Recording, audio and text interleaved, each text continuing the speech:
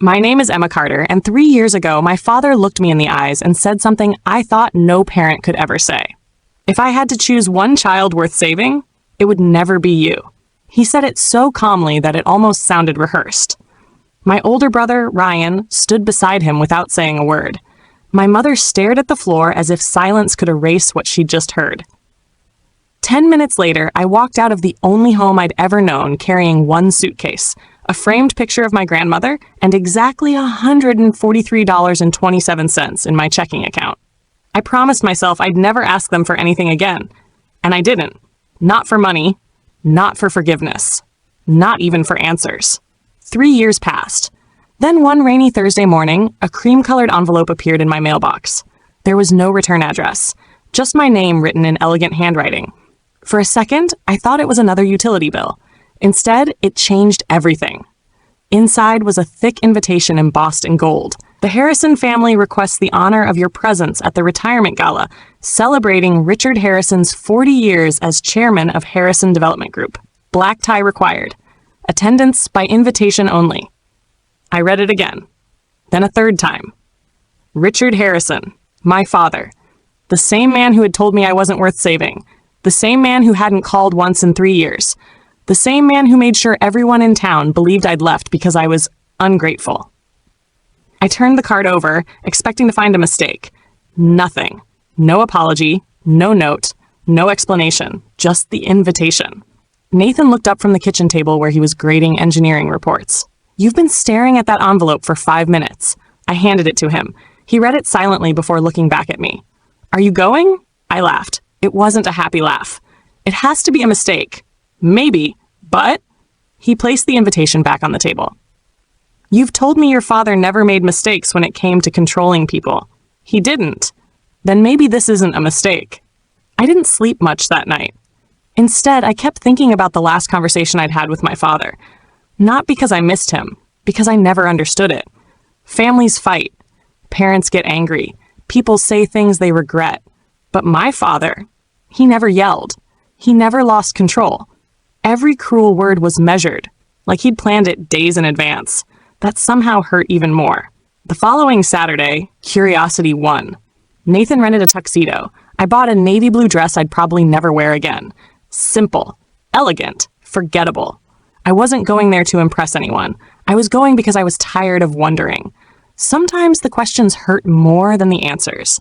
The gala was held at the Grand Windsor Hotel overlooking the river. Luxury cars lined the entrance. Valets hurried from one guest to another. Crystal chandeliers glowed behind towering glass windows. Everything looked exactly the way my father liked his life. Expensive. Perfect. Untouchable. Nathan squeezed my hand before we stepped inside. Ready? No. Good. I looked at him. He smiled.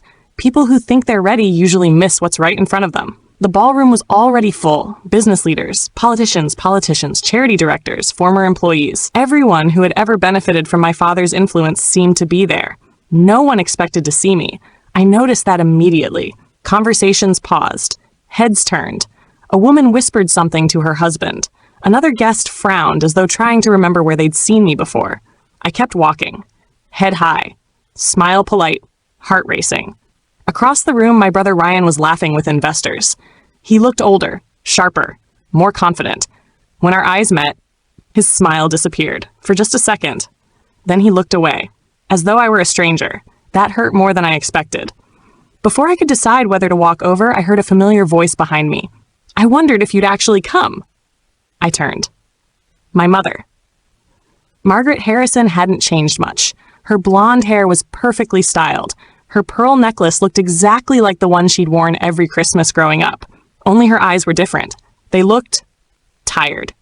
I received an invitation, I said. I wasn't sure whether it was intentional. She hesitated, far too long, then quietly asked, "Who sent it?" My stomach tightened. "You mean, you don't know?" She shook her head once, very slightly. "No." Before I could respond, another voice interrupted us. "Margaret." My father, Richard Harrison, walked toward us, surrounded by board members who immediately fell silent when they realized who I was. His expression didn't change. Not surprise. Not anger. Just disappointment. The same expression he'd worn the day I left home. "I see the post office made an error," he said.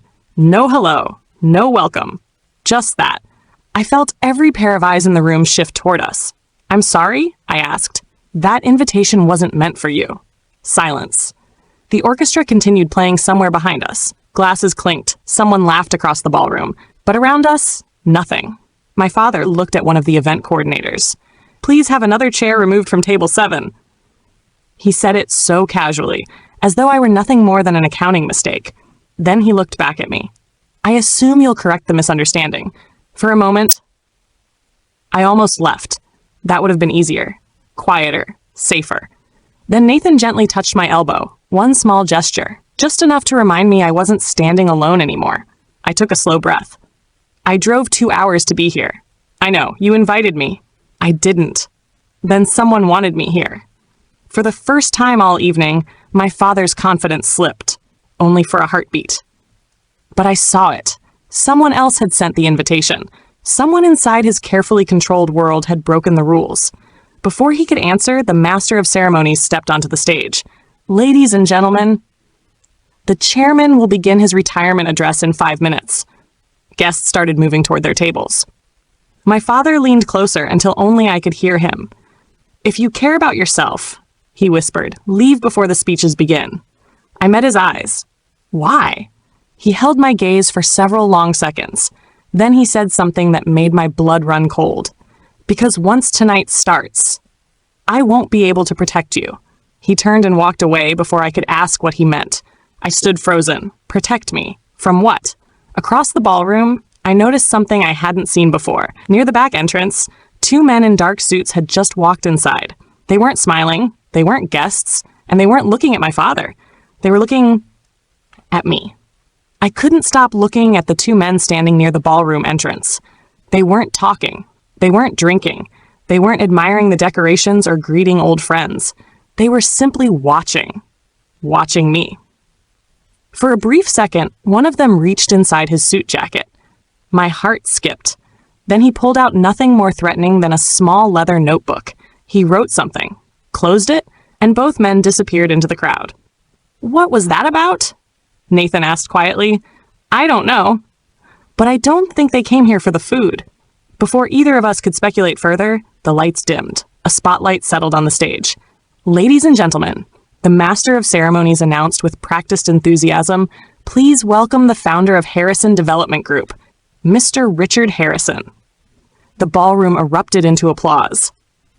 My father walked confidently toward the podium, smiling as though he'd never raised his voice in his life. People admired him, respected him. Some even called him inspirational. I used to be one of them. Until I learned that the version of my father the world applauded wasn't the one who came home every evening. He thanked investors, employees, friends. His speech was polished, funny, exactly 12 minutes long. Then he said something that made my chest tighten. Everything I've built for my family. Applause filled the room. I looked at my mother. She clapped politely. Ryan smiled. I didn't move, because I knew something no one else in that ballroom did. 3 years earlier, my father had looked at me and said, a family is only as strong as the people who deserve to belong to it. Then he decided. I didn't. 3 years earlier, the accounting department occupied the 4th floor of Harrison Development Group. Most people assumed I worked there because I was Richard Harrison's daughter. The truth was almost embarrassing. I had begged him not to hire me. I wanted to earn my own career somewhere else. He refused. If you carry my name, he'd said, you'll work for this company. So I did. I worked harder than anyone else, earlier than everyone else, later than everyone else. Not because I loved the company, because I desperately wanted my father to look at me the way he looked at Ryan. With pride. Instead, every achievement became another expectation. Every success became normal. Nothing was ever enough. Ryan closed million-dollar deals. I found financial discrepancies. Guess which one made better headlines? One Tuesday evening. Everyone had already gone home. The office was silent, except for the humming of air conditioners. I was reviewing supplier payments before leaving. Routine work, mindless work, until one invoice caught my attention. It had been approved twice. Same amount, different vendor numbers. That wasn't unusual. Software errors happened. I corrected it. Then another appeared. And another. 3 duplicate payments. 4. 7. By midnight, I wasn't correcting mistakes anymore. I was following a pattern. Millions of dollars had been quietly transferred over 2 years through companies I'd never heard of. Every transaction had proper approval. Every signature looked authentic.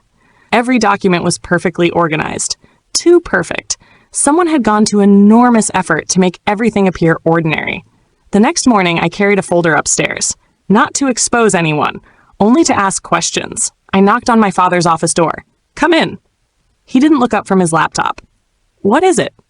"I think there's a problem. There always is." No. I placed the folder on his desk. "I think someone is stealing from the company." That got his attention. He opened the file, read exactly 3 pages, then closed it. "You've misunderstood." "I don't think I have." "You have.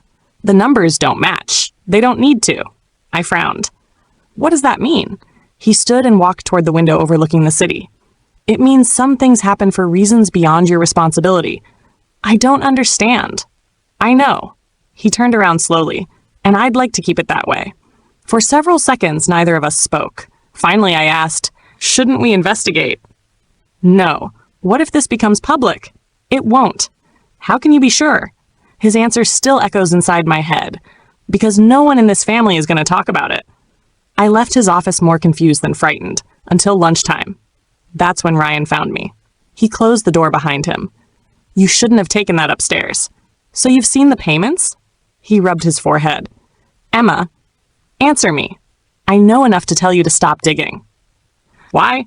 "Because not every truth improves people's lives."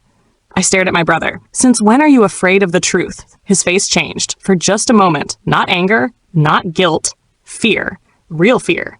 Then it disappeared. Please. It was the first time in my life Ryan had ever said that word to me. Just let it go. I should have listened to the fear in his voice. Instead, I heard weakness.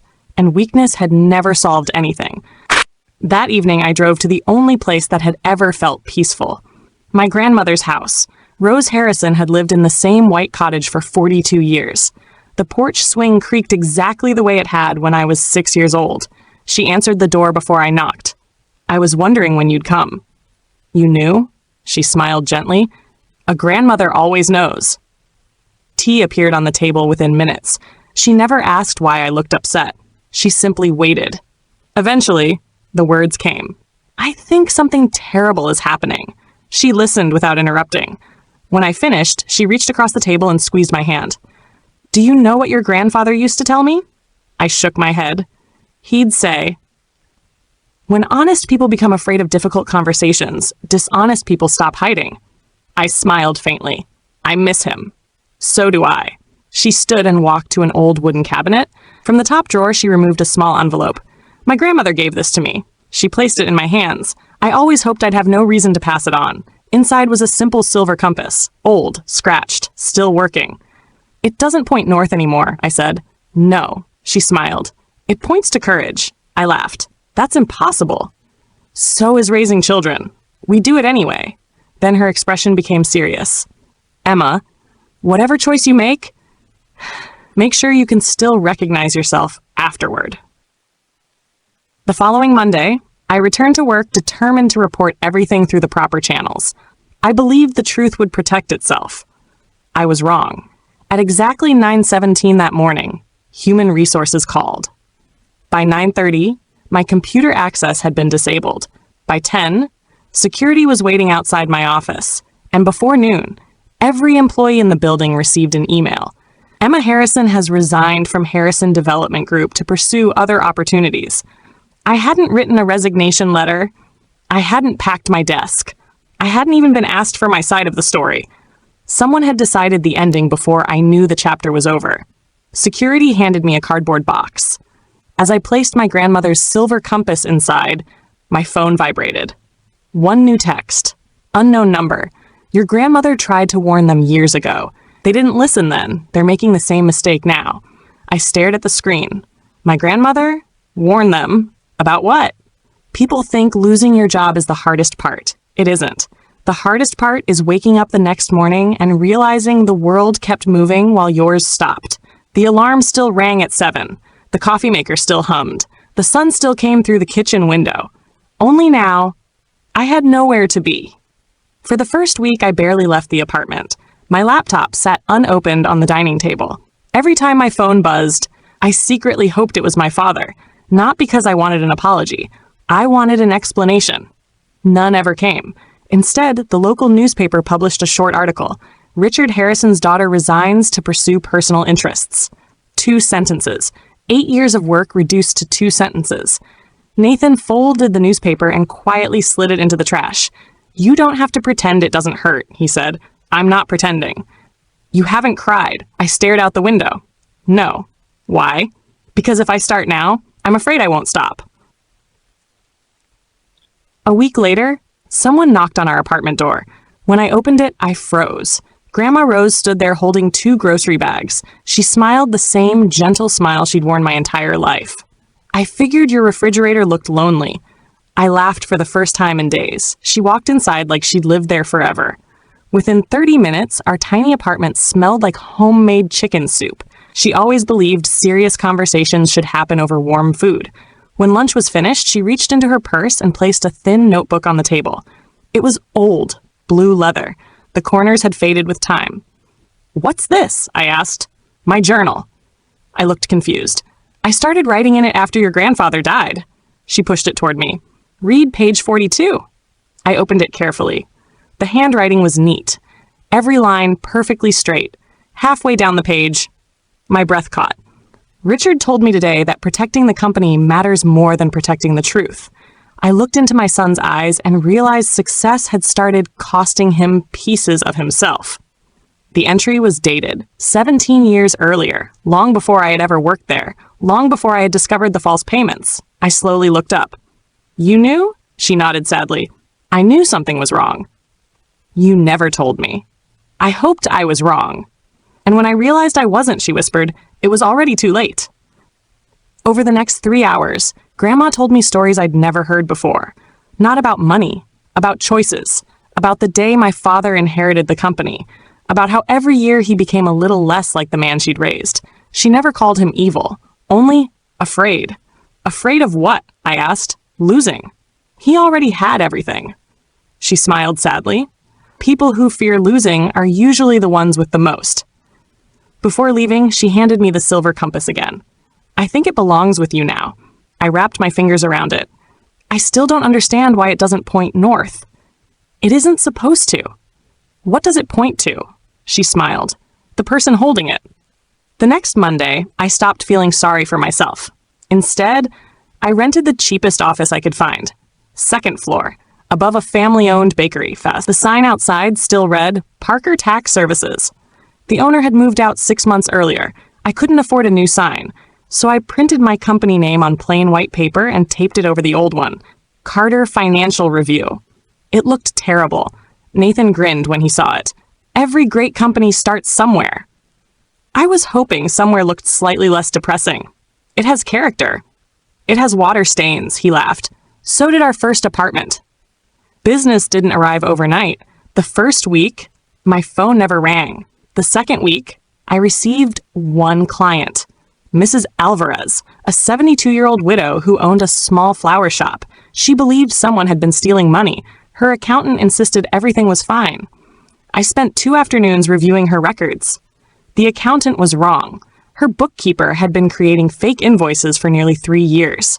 When I showed Mrs. Alvarez the evidence, tears filled her eyes. I thought I was imagining things. "No, you trusted the wrong person." She squeezed my hand. "I'm going to tell everyone about you." I smiled politely. People say that all the time. Most never do. Mrs. Alvarez did. Within 2 months, 3 more business owners called. Then 6. Then 12. Word spread quietly. Not because I advertised. Because I listened. I treated every client the same, whether they'd lost $500 or $5 million. People noticed. Trust travels faster than billboards. One evening, just as I was locking the office door, my phone buzzed. Unknown number. Again, "You were right about the payments." My heartbeat quickened. Another message appeared. "They're moving money again." Then another. "Meet me tomorrow. Come alone. No name, no location, only an address. An old train station on the edge of town." I stared at the screen. Nathan looked over from his car. "What is it?" I showed him the messages. He read them twice. "You think it's the same person?" "I don't know." It could be. It could also be a trap. We drove home in silence. That night, sleep refused to come. Someone inside Harrison Development still had access to confidential records. Someone knew I'd been telling the truth all along. The question wasn't whether they wanted to help me. The question was, why now? The next afternoon, I arrived at the abandoned train station 10 minutes early. Rain tapped softly against the rusted roof. The platform was empty. Or so I thought. A voice came from behind one of the concrete pillars. "You actually came." I turned slowly. The man stepped into the light. Gray suit, company ID badge, familiar face. My stomach dropped. I knew him. He wasn't an executive. He wasn't a board member. He was my father's personal accountant. He looked over both shoulders before speaking. "I don't have much time." He handed me a sealed brown envelope.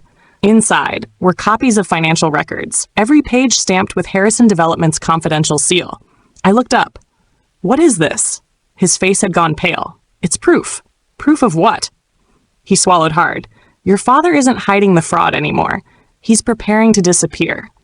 Before I could ask another question, a black SUV turned into the station parking lot. The accountant's expression changed instantly. "They found me." "Who?" "You need to leave." "What about you?" He took one frightened step backward. "They were never trying to silence you, Emma." "They were trying." He looked toward the approaching SUV, "to find what you already knew." The vehicle stopped. Its doors flew open. 3 men stepped out. The accountant shoved the envelope into my hands, then shouted the last words I'd ever hear him say. "Don't let them destroy the ledger!" He ran. The men chased him, and I stood frozen, holding evidence that someone was willing to risk everything to protect.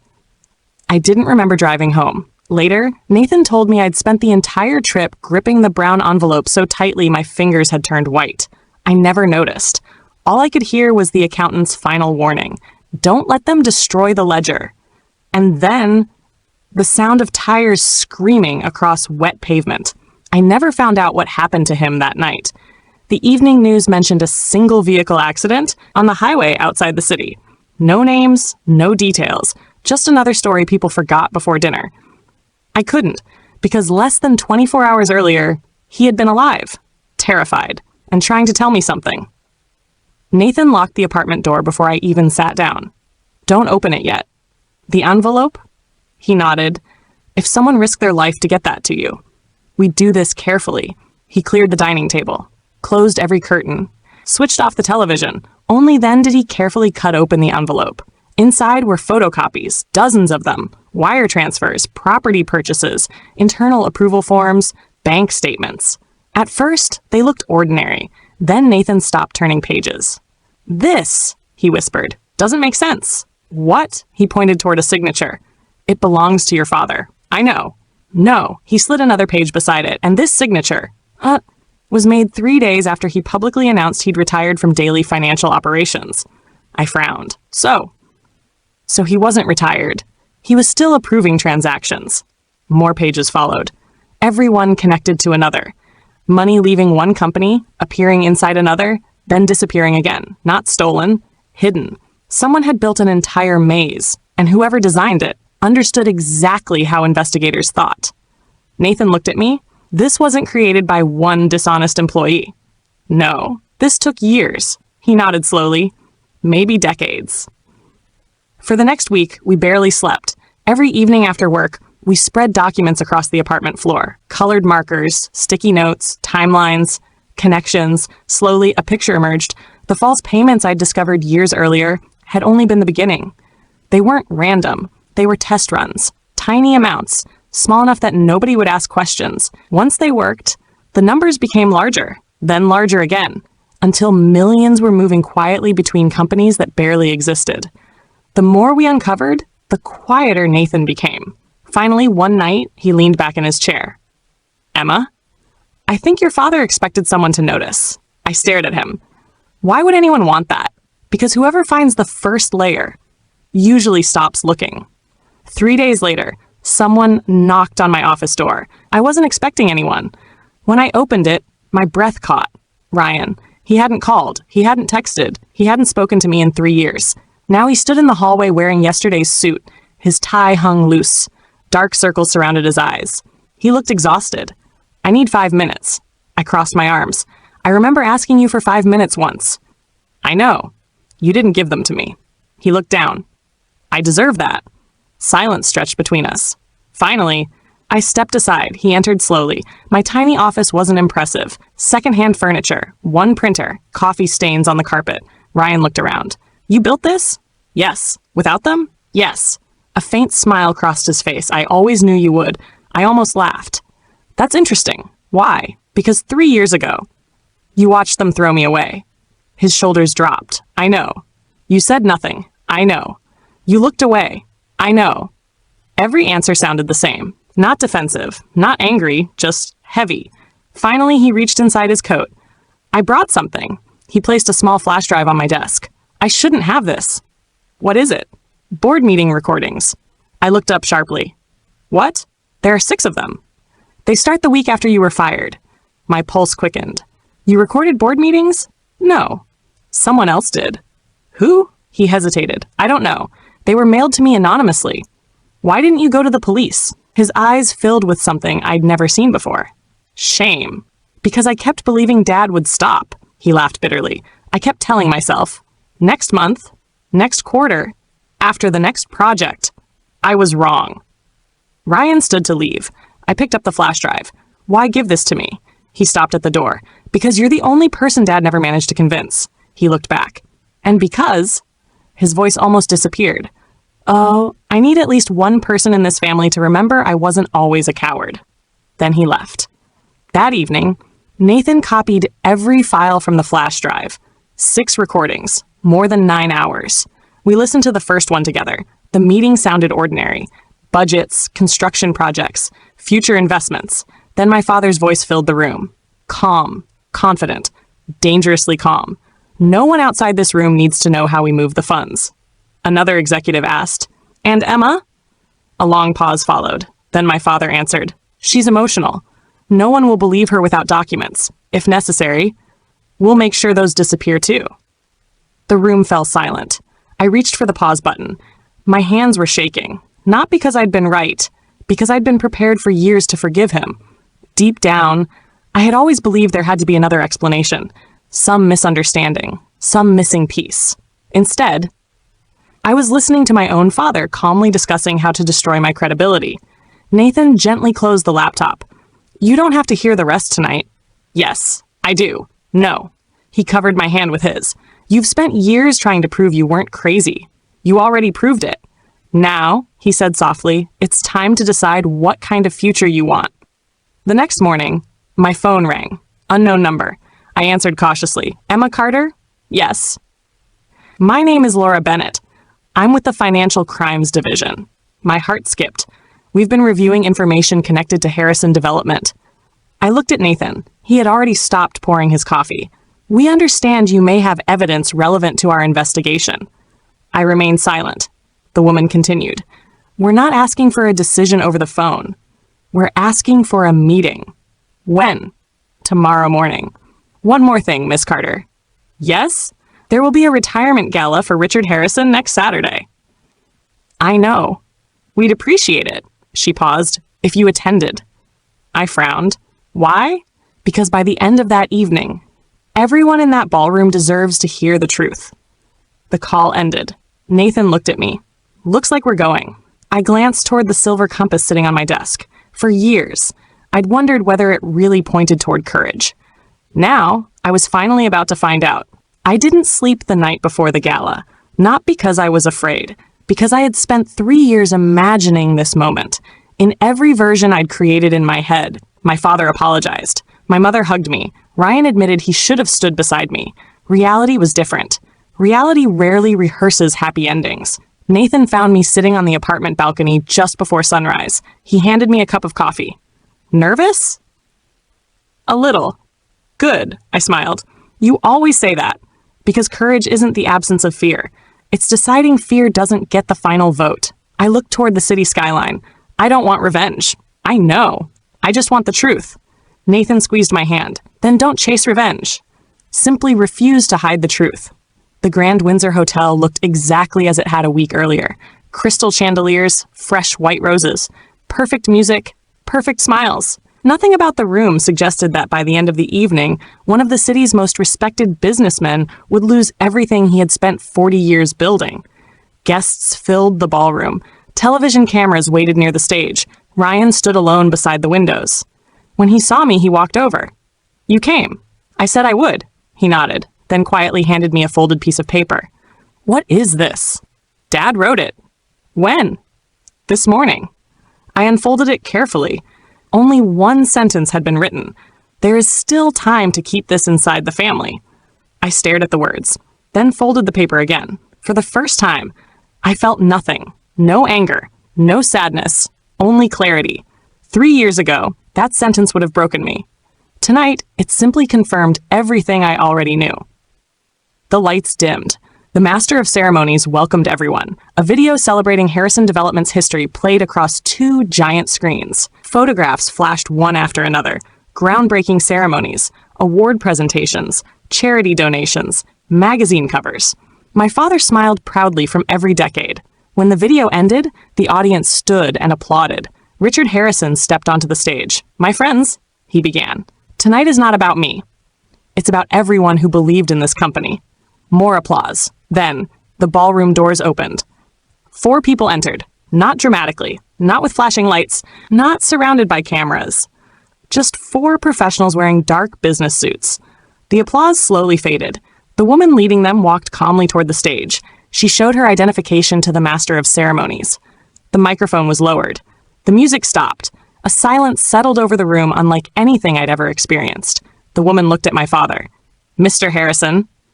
"My name is Laura Bennett. I'm with the Financial Crimes Division." "We need a few moments of your time." Confused whispers spread through the ballroom. My father forced a smile. "I'm sure whatever this is, it can wait until tomorrow. I'm afraid it can't."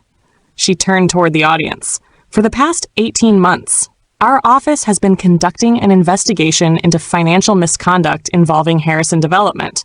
Every conversation stopped. No one moved. No one even reached for a glass." The room had become perfectly still. Laura continued. "The investigation relied on documents, internal records, and independent forensic analysis." Then she looked directly at me. "Miss Emma Carter, would you please join us?" 400 heads turned at once. I slowly stood. No music, no applause. Only footsteps echoing across polished marble as I walked toward the stage. My father looked at me as though he'd never seen me before, not because I was his daughter, because, for the first time, he realized I wasn't standing there as his daughter. I was standing there as the person who had refused to lie. Laura handed me a folder. "Can you confirm these documents are the same records you preserved 3 years ago?" I opened it. Every page was familiar. The duplicate payments, the hidden companies, the board meeting transcripts, Ryan's flash drive, the accountant's evidence. Yes, they are. Can you confirm they have not been altered? I can. Laura nodded. Thank you. She turned back toward the audience. Our investigation concludes that company funds were knowingly redirected through unauthorized financial structures over several years. Gasps rippled through the ballroom. Reporters immediately reached for their cameras. Board members stared at one another in disbelief. My father finally stepped forward. "This is a misunderstanding." Laura remained calm. "Mr. Harrison, you'll have every opportunity to respond, but not tonight." Then something happened that no one expected. Ryan walked onto the stage. Every eye followed him. He stopped beside me, then faced the crowd. "My name is Ryan Harrison." His voice shook. I spent years believing loyalty meant protecting my family. He looked toward our father. I was wrong. Loyalty without honesty is just another form of silence. He placed a folder beside Laura's. "I should have spoken sooner. I'm speaking now." For the first time in my life, I saw tears in my father's eyes. Not because he'd been exposed, because he'd finally realized he had lost the one thing money could never rebuild. Trust. My mother slowly stood from her chair. She looked smaller somehow, older. She walked toward me with trembling hands. "I'm sorry." 2 words. Words I'd wanted to hear for years. But time changes people. It also changes what apologies can repair. "I believe you," I said quietly. "And I forgive you." Hope filled her eyes. Then I gently continued. "But forgiveness doesn't erase consequences." She lowered her head. She understood. Weeks later, Richard Harrison resigned from every position he held. The investigation continued. Several executives accepted responsibility for their own decisions. Some faced criminal charges. Others simply disappeared from public life. Ryan chose to cooperate fully. He spent months helping investigators untangle years of hidden transactions. He and I weren't suddenly close, but we started talking again. Slowly. Honestly. For the first time as equals. One quiet afternoon, I visited Grandma Rose. She sat on her porch swing watching autumn leaves drift across the yard. I heard everything. News traveled fast in small towns. I handed her the silver compass. I think this belongs to you. She smiled and gently pushed it back. No, it belongs to the person who needed courage. I looked at the compass. For the first time, I noticed something I'd somehow missed. The needle wasn't broken. It had never been broken. It wasn't pointing north, it was pointing toward me. Grandma laughed at my expression. Your grandfather changed it years ago. Why? So every time someone held it, they'd remember that courage doesn't come from finding the right direction. It comes from choosing it. 6 months later, Bright Ledger moved into its new headquarters. Nothing extravagant, no marble floors, no crystal chandeliers, just sunlight, glass walls, and a small plaque near the entrance. It didn't mention awards. It didn't mention revenue. It simply read, "Truth doesn't become weaker because powerful people ignore it." On opening day, our first client walked through the front door. Mrs. Alvarez, the owner of the little flower shop who had trusted me when nobody else would. She smiled. I knew you'd make it. I smiled back. So did one other person. I glanced at the silver compass resting on my desk. For years, I thought my family had taken everything from me. They hadn't. They had taken my last name, my job, my home. But they accidentally gave me something far more valuable. The chance to discover who I was without their permission. And looking back, that turned out to be the greatest inheritance of all.